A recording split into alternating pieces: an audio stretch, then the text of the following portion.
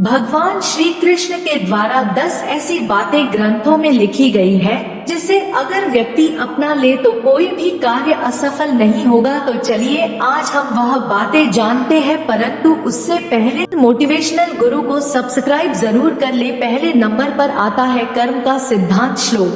कर्मण्येवाधिकारस्ते मा फलेषु कदाचन। श्लोक का अर्थ, मनुष्य को केवल कर्म करने का अधिकार है लेकिन फल पर नहीं। हमें निष्काम भाव से बिना किसी स्वार्थ के कर्म करना चाहिए। कर्म करने के बाद उसके परिणाम की चिंता नहीं करनी चाहिए, बल्कि अपनी पूरी लगन से कर्तव्य निभाना चाहिए। अर्थात श्री कृष्ण बताते हैं कि यदि हम केवल फल की चिंता करेंगे तो कर्म करने में मन नहीं लगेगा और असफलता का भय रहेगा। सफलता के लिए आवश्यक है कि हम अपना ध्यान पूरी तरह से कार्य पर केंद्रित करें। दूसरा नंबर पर आते हैं आत्मा अजरमर है श्लोक। न जायते म्रियते वा कदाचिन नायम भूत्वा भविता वा न भूया। श्लोक का अर्थ, आत्मा कभी न जन्म लेती है न मरती है, वह शाश्वत और अविनाशी है। शरीर तो नश्वर है लेकिन आत्मा अमर रहती है। अर्थात मृत्यु केवल शरीर की होती है, आत्मा नहीं मरती। इसलिए हमें मृत्यु का भय नहीं रखना चाहिए और जीवन को धर्म पूर्वक जीना चाहिए।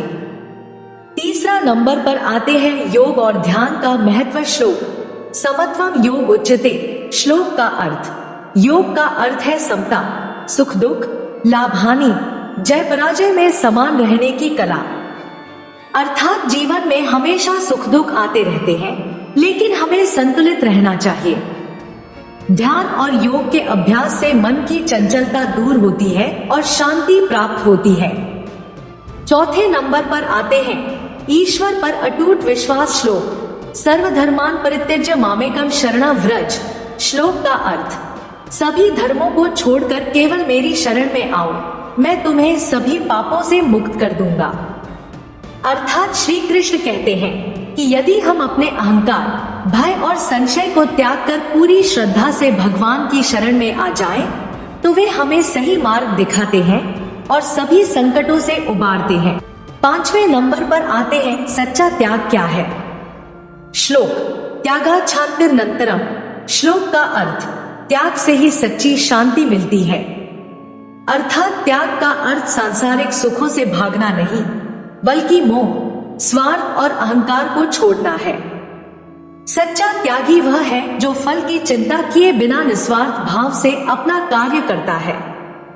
6 नंबर कहते हैं मोह और माया से बचो श्लोक। मायेव मन आधत्स्व मायी बुद्धि निवेशय। श्लोक का अर्थ, मन को माया में मत उलझाओ, उसे भगवान में लगाओ।